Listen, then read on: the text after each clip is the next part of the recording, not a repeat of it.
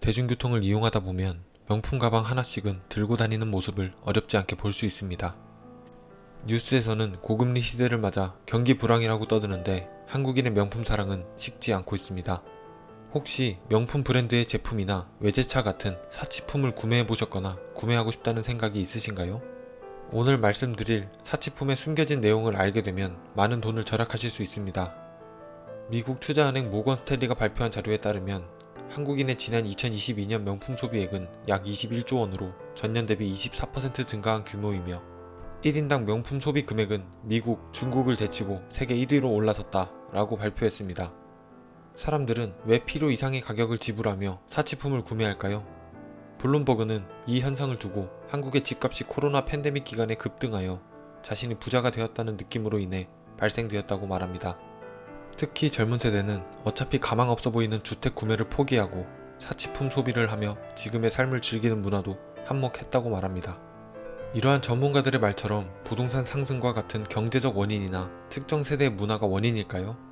사실 사치품은 자본주의가 생겨난 이래로 오래전부터 존재하던 것입니다. 오늘은 우리가 사치품의 매력을 느끼는 다양한 원인에 대해 말하고자 합니다. 이를 아는 것만으로도 사치품을 마주하실 때 많은 것을 직관적으로 보게 될 것입니다. 미국의 사회학자인 소스타인 베블러는 그의 첫 저서 유한 계급론에서 가격이 오르면 수요는 줄어든다는 수요와 공급의 법칙은 틀렸다고 강력히 주장하며 이렇게 설명합니다. 개인의 소비자는 과시적인 소비를 하는데 이런 소비자는 낮은 가격의 상품은 오히려 소비하지 않고 남들과 대비되는 우월감을 얻기 위해 고가의 사치제를 소비한다. 따라서 사치제의 가격이 상승할수록 구매자 또한 늘어난다. 이는 명품 브랜드들이 물가 상승률은 아랑곳하지 않고 물건의 가격을 배로 올리는 이유입니다. 샤넬과 프라다는 22년도 한 해 총 4차례 가격을 인상하였고 에르메스는 연초 1월에 가격을 올리는 전통으로 제품 가격을 최대 15% 인상하였습니다. 또한 루이비통은 연간 매출액과 영업이익이 23%로 이례적인 고공행진을 기록했습니다. 시장 경제에서는 물가가 오를수록 지갑이 닫히는 것이 정설입니다. 같은 기능을 하는 두 개의 상품이 있다면 당연히 가격이 합리적인 쪽에 지갑을 열기 마련입니다. 그러나 왜 사치품은 가격이 오를수록 소비도 증가하게 되는 것일까요?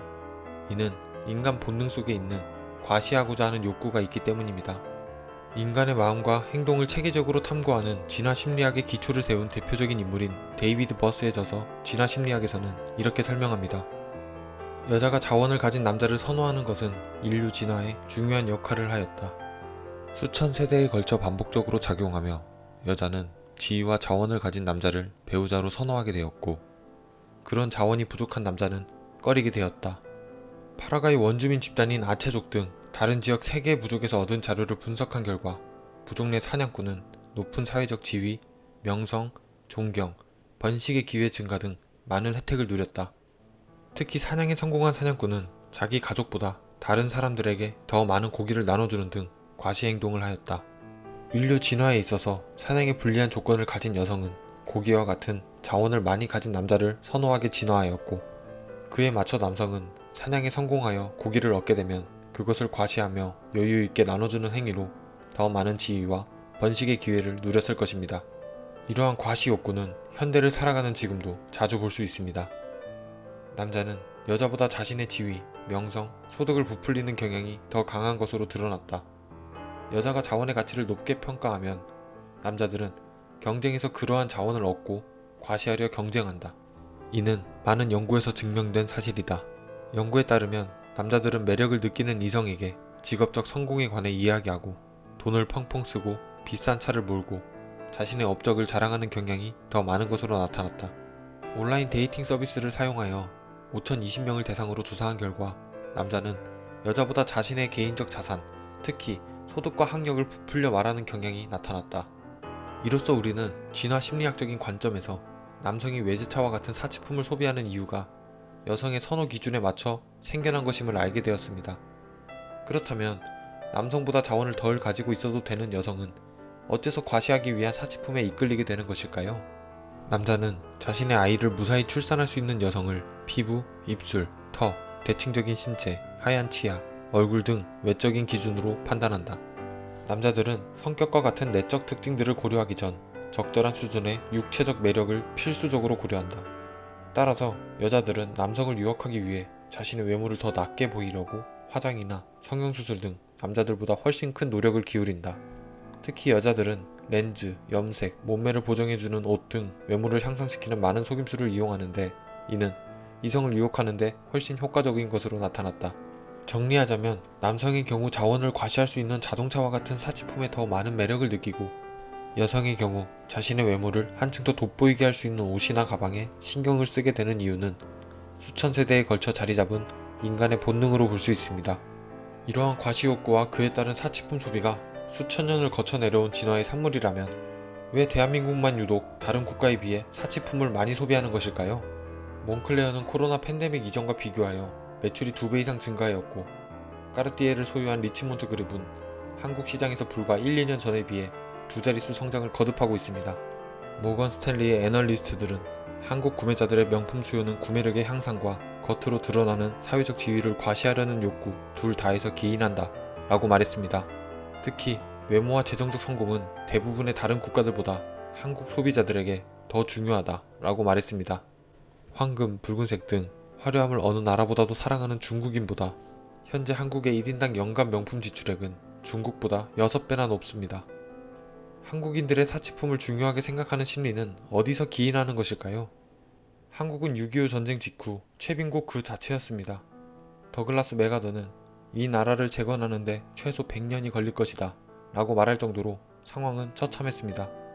그러나 한국은 급격한 고도의 경제성장으로 불과 25년 만에 완전히 현대화되었고 유례를 찾아볼 수 없을 정도로 빠르게 일어섰습니다. 그러나 이에 따른 부작용으로 한국은 정신적 미성숙이 사회 문제로 나타나고 있습니다. 즉, 물질적 문화는 발달하였지만 비물질적 문화는 발달하지 못하였습니다. 이는 각 나라의 중산층 기준만 봐도 알 수 있습니다. 프랑스는 외국어가 가능한지, 즐기는 스포츠가 있는지, 다룰 수 있는 악기가 있는지, 남들과 다른 요리를 할 수 있는지, 공분에 의연하게 참여하는지, 약자를 도우며 봉사를 하는지 등으로 정의됩니다. 자본주의를 상징하는 나라인 미국 또한 자신의 주장에 떳떳하고 사회적 약자를 도우며 부정과 불법에 저항하고 책상에 정기적으로 받아보는 비평지가 있는지 등으로 정의됩니다. 한국의 중산층 기준은 아파트, 월급여, 차종, 자금, 해외여행 유무 등 물질적인 것들입니다. 물론 중산층의 기준을 어디서 제시했는지에 따라 차이가 있겠지만 OECD 국가 중 최저의 출산율과 최고의 자살률을 기록하고 개인의 행복도 자부심 또한 최하위권이라는 것을 보면 한국이 비물질적 문화를 등한시하며 성장했다는 것은 사실로 보여집니다. 그렇다면 물질적 문화만 발달한 대한민국에서 겪고 있는 문제점은 무엇일까요? 알랭드 보통에 져서 불안해서는 능력주의가 가져오는 폐해를 이렇게 설명합니다. 과거 신분제 사회에서 사람의 성공 여부가 신분에 달려있다고 생각했기 때문에 가난한 사람의 인성을 문제 삼진 않았다. 하지만 자본주의로 바뀐 뒤 능력주의가 팽배해진 사회에서는 가난한 사람은 실패한 사람으로 치부되는 문화가 자리 잡는다. 과거에는 농부가 사회에 꼭 필요한 존재라고 인식하며 가난한 사람들도 사회 유지에 꼭 필요하다고 인식했던 반면 지금은 부자들이 가난한 사람보다 뛰어나다고 생각한다. 또한 실패한 사람은 그만큼 노력을 안 한 사람으로 치부되며 도덕적으로 비판을 받기도 한다. 이런 능력주의 사회의 실패는 온전히 자신의 문제가 되어버리기 때문에 불안을 느낀다. 한국은 고도의 경제성장 속에서 계층이동이 활발하게 일어났습니다. 최근만 돌아보더라도 코로나에 따른 경기 부양책으로 인해 금리가 낮아지고 이에 따라 주식, 부동산, 비트코인 등으로 순식간에 부를 이룬 사람들도 등장하였습니다. 자신도 계층이동을 할 수 있을 것이란 기대와 가능성이 무너지는 순간 실패는 온전히 자신의 책임으로 떠안게 됩니다. 즉, 한국 사회에서 부를 축적하지 못하고 가난해 보인다면 그것은 개인의 실패로 치부될 수 있고 도덕적으로 비판까지 받을지 모른다는 불안을 안게 됩니다. 이런 불안 심리가 한국인의 사치품 소비를 부추기는데 기여했을 것입니다. 그리하여 외적으로 성공했음을 사치품으로 드러내며 불안을 잠시 덮게 되는 것일 수도 있습니다. 또한 비싼 가방과 좋은 차를 타고 다니는 것은 마치 능력주의 사회에서 성공한 사람처럼 보이므로 이 또한 지갑을 열게 하는 매력적인 요소로 작용할 것입니다. 프랑스 철학자 장 보드리아르는 상류층이 되고 싶은 욕구에 의해 고가 상품을 구매하는 행위를 파노플리 효과라고 말합니다. 그것이 실제로 높은 가치가 있는지보다 중요한 것은 모두가 가치가 높다고 인식하느냐가 중요한 것입니다. 이러한 인식이 있어야만 특정 물건을 구매했을 때 같은 물건을 구매한 소비자들과 내가 같은 부류라고 생각하기 때문입니다. 나는 부자가 아니고 현실적으로 그렇게 되기 어렵지만 부자들이 쓰는 제품을 사용함으로써 동질감을 얻게 되는 것, 그것은 소위 명품 브랜드가 선망의 대상이 되는 스타에게 상품을 협찬하는 것도 이러한 파노플리 효과를 노린 마케팅입니다.